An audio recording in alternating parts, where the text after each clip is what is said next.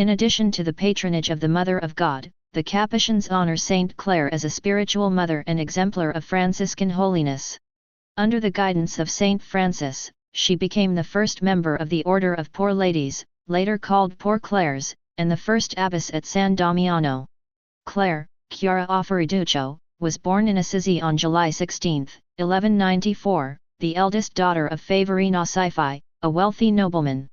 According to the writings on her life, Clare was a child devoted to prayer and the practice of virtue.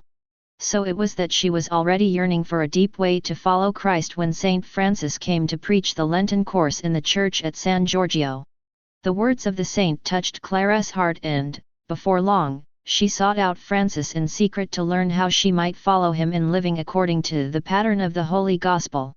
On the night of Palm Sunday, 1212, Clare escaped her father's house and, together with her aunt and another companion, arrived at the chapel of the Porziuncula where Francis and his brothers awaited them. After Francis had cut away her golden hair, she lay aside the clothes of a young noble woman and donned a rough tunic and thick veil instead.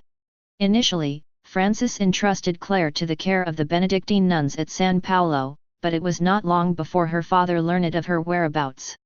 Determined to dissuade his daughter, whom he had been preparing for an arranged marriage, the Count of Favorino tried to drag his daughter away by force. However, Clare was adamant and eventually her father was obliged to leave her in peace. Not long afterward, Clare was joined by her sisters Agnes, who had likewise fled the estate of her father. The two sisters were entrusted to the nuns at St. Angelo until St. Francis established for them a poor dwelling adjoining the chapel at San Damiano.